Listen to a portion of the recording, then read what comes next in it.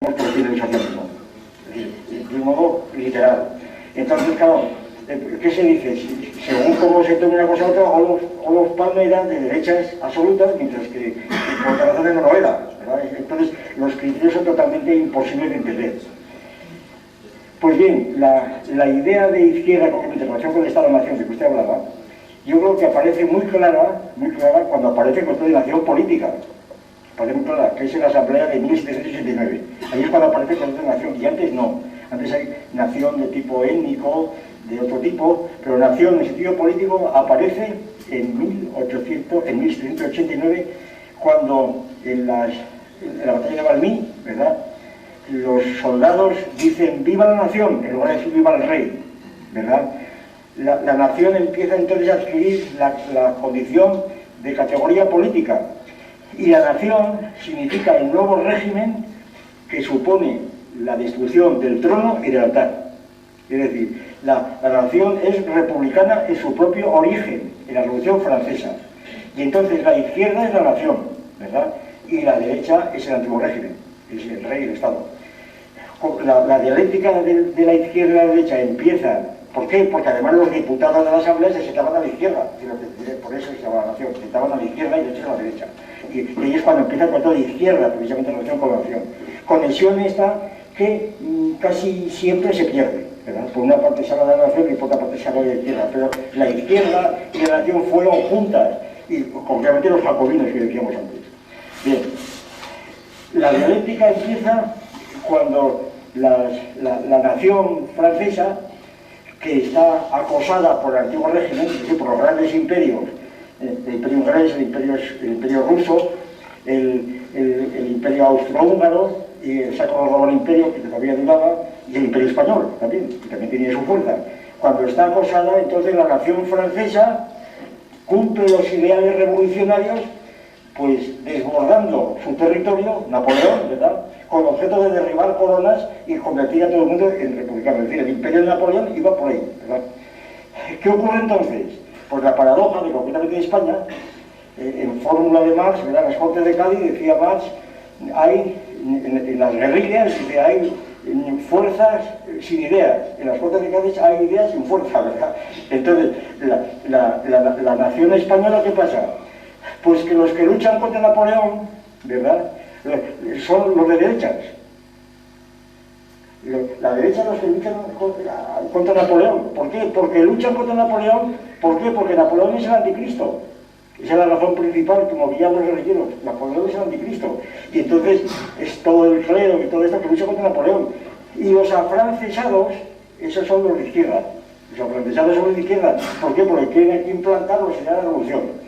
Entonces, es la nación la que empieza ya a introducir una confusión completa entre la izquierda y la derecha, cuando luego resulta que se funde, cuando pues, toda la historia de España que sabemos de la época de Fernando VII, etcétera, etcétera.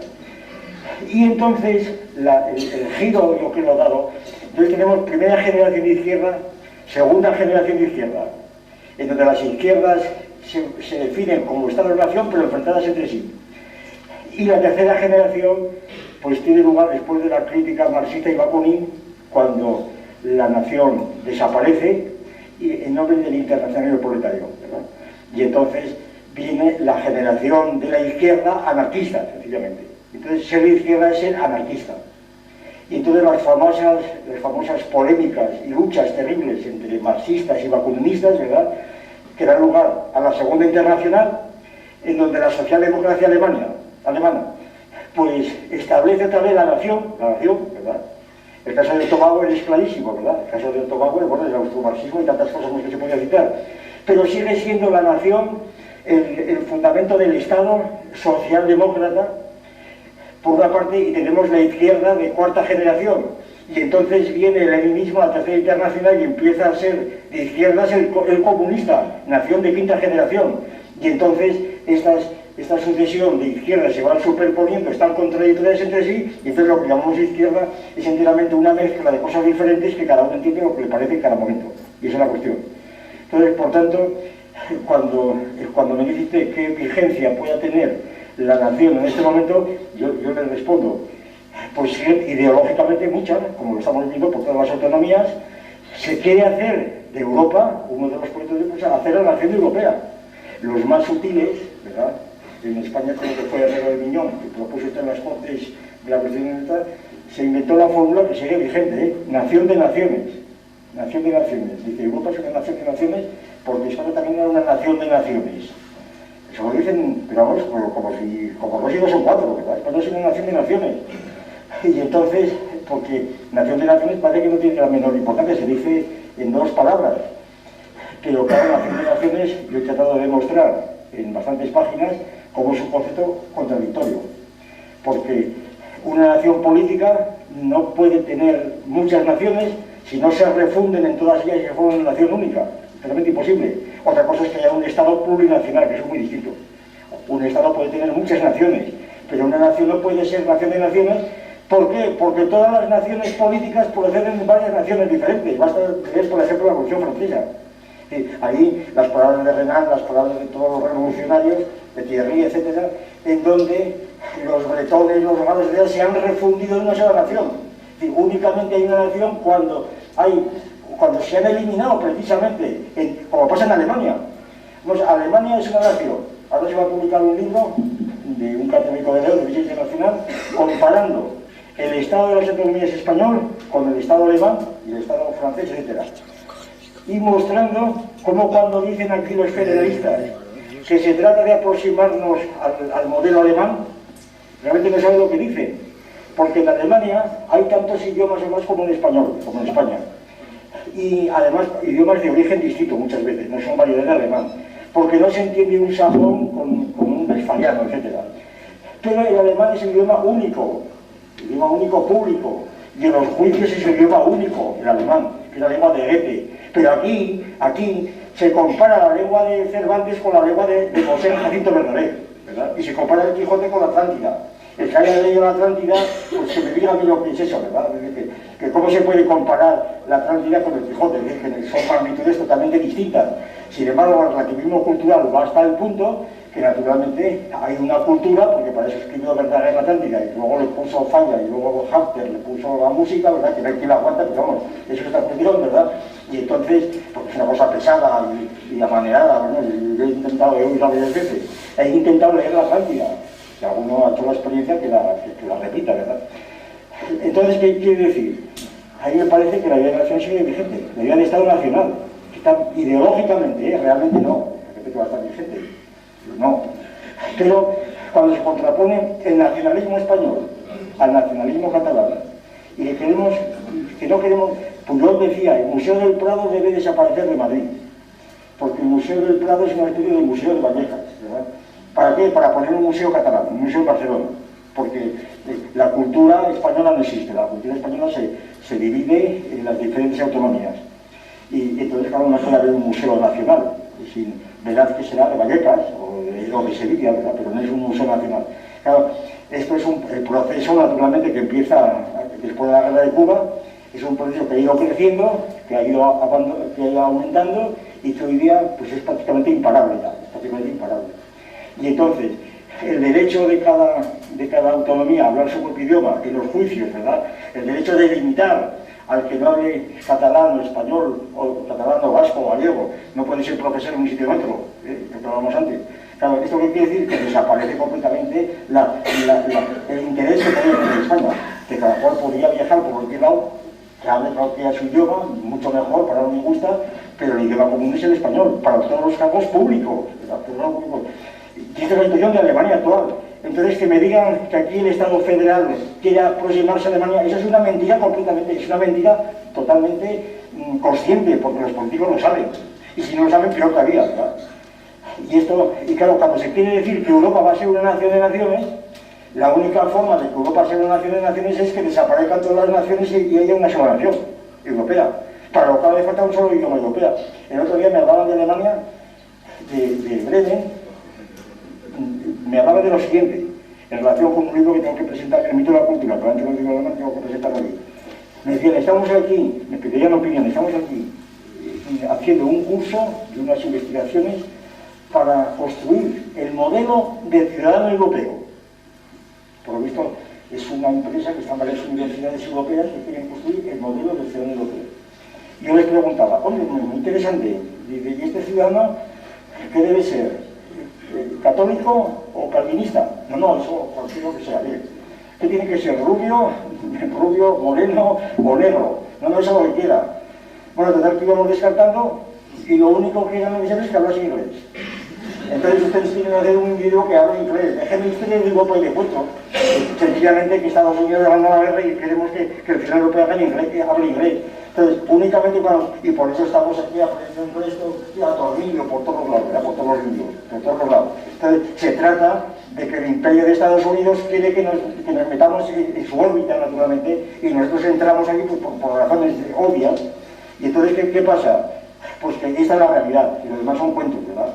Y entonces todas las ideologías modernas o posmodernas, pues las ideologías posmodernas, pues usted sabe perfectamente que predican que ha acabado la época de los grandes relatos, ¿verdad? Refiriéndose al marxismo, a la historia universal, etc. Y que estamos en la época del pensamiento débil, del pensamiento fragmentario, y esto es mentira, porque la época de los grandes relatos es precisamente ahora. La globalización, mayor gran relato, ¿verdad? El Big Bang, relato completo. La FAO, la OMS, esos son grandes relatos porque se refieren a toda la humanidad. Y entonces, el fin de la historia de Fukuyama, más relato grande, ¿verdad? Apoyado por el Departamento de Estado. Entonces, esa idea del pensamiento débil es que era muy débil el pensamiento de la gente, ¿no? Ni siquiera se tenía los hechos. No sé si va por ahí, donde usted quería, pero... No, ¿verdad? No, eso no se cree. No, que es natural que no lo sea, porque es muy difícil saber lo que quiere usted decir en el contexto de Felipe, que además yo lo estaba interpretando, en fin, no. Yo en cualquier caso, que no sirve el modelo de Estado-Nación liberal para pensar la realidad política de hoy, para dar una alternativa... Pero bueno, ¿pero quién lo piensa? ¿Qué piensa eso? No, parecía que se deducía de... No, Felipe no decía eso, yo creo, no. Felipe yo creo que lo que estaba defendiendo más bien desde perspectiva hegeliana es el Estado. El Estado como institución viva, que es el que soporta incluso la vida cultural y filosófica, y que fuera del Estado realmente pensar que hacemos filosofía desde el género humano, pues es un modo de hablar, ¿verdad? Que hacemos filosofía desde un estado de cosas, ¿verdad? Un estado que en el caso nuestro pues es nuestro idioma, sencillamente. Y por tanto que yo creo que era eso que decía Felipe, y que fuera de ese estado pues nadie es internacional, nadie es cosmopolita. Eso quiere serlo, pero no lo es, ¿verdad? Y yo creo que ya es sentido, y eso realmente yo lo comparto. Es decir, es muy distinto que estés pensando desde Estados Unidos, desde China, desde Afganistán o desde España, ¿verdad? Y eso está ligado a un Estado, porque si existimos por el Estado. Que dentro de 1000 años no haya Estado, y Estado liberal no ha habido nunca, y eso es un mito, Estado liberal no ha habido nunca, pero no había Estado liberal, eso es una ideología. El Estado liberal estaba totalmente amañado y protegido desde la Guardia Civil hasta todo lo demás, hasta un aparato de Estado completo. El Estado liberal es una ideología. El Estado liberal era para algunos, ¿verdad? Pero el Estado liberal no ha existido nunca. Entonces, decir que ya el modelo de Estado liberal no sirve, no ha existido nunca porque no ha existido, que esa es mi posición, vamos, no ha existido. Por tanto, difícilmente yo creo que podría Felipe defender el Estado liberal porque el Estado liberal no ha existido. Otra cosa es la ideología del Estado liberal, eso sí que ha existido, sigue existiendo. Ahí está Friedman, ¿verdad? O tantos otros, o Hayek. Muy bien. Pues nada, sus órdenes. Tanto rato.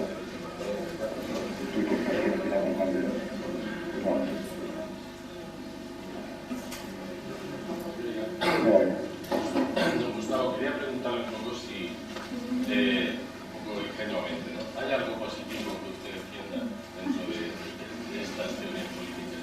Adentro sí. Algo positivo, hombre, pues el conjunto de todas ellas. La relación dialéctica de todas ellas. Más positivo, por de pronto, vamos. Y si usted me pregunta por cuál de esta taxonomía me apunto, ¿verdad? Quizá es esto, ¿no? Yo digo que eso ya es demasiado, ¿eh? Es como si uno expone, como si Neo expone la taxonomía y dice, yo, ¿a usted por qué animal se apunta? ¿Por una de liberal? Pues mira, yo, y aquí estoy simplemente haciendo taxonomía. No, lo decía positivo en el sentido del futuro externado. O sea, alguna idea alguna idea por donde pudiera ir el futuro, sí. Sí. Hombre, yo he defendido siempre, yo la idea positiva que he defendido, pero ya casi en retirada, para comentar el asunto, en retirada, es que la única forma de mantener nuestra historia, y luego este lado de España, era la comunidad hispánica, ¿verdad? Y que si no quedamos completamente tragados, es decir, el futuro de España es estar totalmente tragados por el ciudadano europeo, ese famoso, ¿verdad? Con muchos euros, bueno, mucho más o menos, entonces pues seremos unos comparsas más de la Unión Europea, lo que somos, donde nos agarrarán las carreteras para que vengan aquí a pasearse el resto de europeos, ¿verdad? Pues mejoraremos de vida, claro, mejoraremos de nivel de vida, tomaremos más Coca-Cola o más zumos, pero seremos pues unos comparsas completamente. E incluso probablemente, y además cuando entre el empezaremos a bajar, cuando empiecen los fondos de cohesión a disminuir, cuando entre Polonia y demás, nosotros estamos en la cola completamente. Y entonces la única forma de mantener, ¿verdad?, de algún modo, pues la posibilidad incluso de pensar, porque nosotros seremos tragados completamente, porque estamos siendo tragados ya por prácticamente la tarea de los profesores de filosofía en España. Realmente, si vemos en todo lo que se hace, si miramos una revista de filosofía en España normal, consiste toda ella en traducir y comentar lo que piensan los franceses y los alemanes, internamente. Entonces aquí el cuerpo de filosofía del Estado no es más que un cuerpo que consiste en tratar de traducir lo que dicen los franceses y los ingleses. Eso es lo que, y claro, tener un cuerpo del Estado para que haga eso, cuando lo puede hacer cualquiera, directamente me parece que no es suficiente. Pues yo creo que este proceso se aumentará todavía más y quedaremos totalmente, muchos tan contentos, ¿verdad? Tan contentos, porque algunos, muy pocos, pues podrán disfrutar de becas Erasmus, de cosas de ese tipo, pero como Estado y como nación prácticamente desapareceremos. Ese es el futuro si sigue la cosa así. Hombre, seguiremos hablando catalán, español, pero como se habla turco, ¿verdad? Como una cosa, una reliquia. Y por tanto, lo positivo que me preguntaba era esto, que la única salvación nuestra, y también la de América del Sur, si no quiere ser tragado por Estados Unidos, totalmente, ya estamos viendo en México, la única manera es formar una confederación hispánica que, por su volumen continental, pues puede tener una entidad suficiente para diferenciarse de Estados Unidos y para diferenciarse de otros países. Como esta oportunidad estamos perdiendo completamente, porque ahora porque somos europeos, claro, como somos europeos, pero lo hemos sido siempre, claro. Porque además se olvida que Europa ha sido una biocenosis, Europa ha sido una unidad, claro, pero una unidad polémica en guerra permanente, no ha habido guerra entre todos los europeos. Es decir, los europeos han sido una unidad de guerra continuamente, y entonces, claro, la cultura común, porque nos hemos traducido unos a otros, ¿verdad? Nos hemos copiado unos a otros, pero no hay cultura común. Y entonces la unidad europea se conseguirá bajo la hegemonía de Alemania, principalmente, o de Francia. Y esta hegemonía con todo lo que significa, ¿no? Y en ese sentido yo lo positivo que propongo es esto, pero ya digo que esta propuesta cada vez está más lejana. Cada vez está más lejana por las circunstancias que estamos viendo. Es que mi crítica no es puramente nihilista, ¿no? Es más bien que está ahora me parece que vamos a hacer eso. Perdón. ¿Qué le parece la polémica respecto a lo que ha planteado Miquel Azurmendi con la inmigración en este terreno que es? Bueno, pues tiene razón. Me voy a tener razón, además es una cosa de sentido común. Sí, primero, hay una razón, las culturas, a mi juicio, es un mito. Yo he escrito un libro, el mito de la cultura. Eso de las culturas digitales es un mito, no hay culturas. Cuando se habla de culturas se confunden las esferas culturales y los rasgos culturales, que es una distinción elemental en la antropología, ¿no? Las esferas culturales son conceptos descriptivos que nos ha utilizado siempre la geografía desde la época de Russell, ¿verdad?, para describir grandes círculos culturales, como también se llaman, o esferas culturales, que se conciben en principio por el romanticismo, no por otra cosa, se conciben como entidades orgánicas, es decir, como sustancias independientes que de una especie de matriz interna van produciendo todo, la lengua, la música, el arte, absolutamente todo.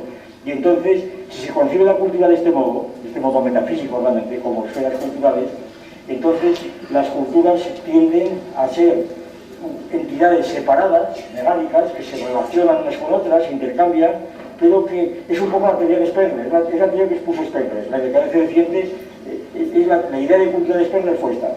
Según Sperner había, la formuló más explícitamente desde un modo histórico, que según Sperner había 8 o 9 culturas que son totalmente independientes, que no tienen nada que ver la una con la otra, aunque utilicen materiales parecidos. Por ejemplo, la cultura fáustica, la nuestra, pues utiliza a lo mejor en un templo gótico, utiliza pues un frontón griego, pero aquí ha desaparecido, ha sido integrado en otra construcción completamente diferente, esta cultura distinta. San Agustín, dice Sperner, no tiene nada que ver con San Tomás. San Agustín pertenece a la cultura mágica, San Tomás a la cultura fáustica, etc. Entonces, si las culturas se conciben de este modo, naturalmente las culturas son inmiscibles. Lo más que se puede hacer es pues tolerarlas, ¿verdad? Tolerarlas, es decir, pues, no tolerarlas, como hacen los antropólogos, describirlas, pero es que las culturas tienen rasgos culturales, y estos rasgos culturales, unos son malos, otros son buenos, otros son peores, y otros ni siquiera son culturales. Entonces trasciende toda la cultura. Por ejemplo, el teorema de Pitágoras no pertenece a ninguna cultura, no es la cultura griega. El teorema de Pitágoras no pertenece a la cultura, porque no es cultural. Ha sido producido por una cultura, pero desborda la cultura. Es un teorema matemático que tampoco es natural, porque la oposición naturaleza-cultura que se utiliza es también falsa, porque no hay naturaleza, es otro mito. La madre naturaleza es otro mito. Y entonces, como estamos viviendo de mitos, de ideas oscuras, pues todo cada vez es más oscuro. Entonces, la idea de cultura como esfera cultural es falsa. Entonces, los planteamientos que se hacen del relativismo cultural, es decir, cada cultura tiene sus propias o del pluralismo, que es otra opción que ahora está muy de moda, que no yo no soy realista, soy pluralista, ¿verdad? Pluralista quiere decir, yo admito todas las culturas en sus propias esferas culturales. Claro, es que el pluralismo y el relativismo parten del mismo supuesto metafísico, a saber que hay esferas culturales. Entonces, cuando va la niña esta del pañuelo, otro día en el Escorial, ¿verdad? Que llevaba un pañuelo, ¿verdad?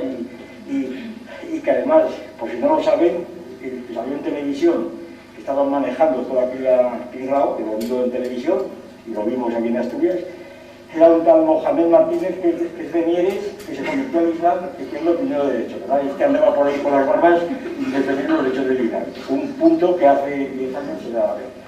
Claro, dirán, no es que a Alá le toca el corazón, bueno, pero eso lo crea él, yo no me lo creo, ¿eh? Y entonces yo no creo que le haya tocado a Alá. A mí que me vengan con cuentos y decir, no, es que yo tengo que creer, porque yo no creo que le haya tocado a Alá, lo siento mucho, porque no creo en Alá, sencillamente. Entonces le ha tocado otra cosa, pero Alá no, ¿verdad? Entonces, si él se ha convertido a Alá, pues creo para él, ¿verdad? Pero sin embargo, este es el que estaba moviendo esto porque es una cosa organizada, realmente organizada. Entonces, ¿qué pasa? Cuando se llega a esta niña le quitan la guiza, el pañuelo, y por tanto van contra la cultura árabe. Pero si no hay cultura árabe, si la cultura árabe es un mosaico, como todas otras, un mosaico de rasgos culturales que se van asociando unos con otros, que forman una coalición más o menos compacta, pero que se segregan y se separan unos de otros y acumulan unos a otros. Entonces, integración de culturas es un voto que no tiene sentido, no tiene ningún sentido.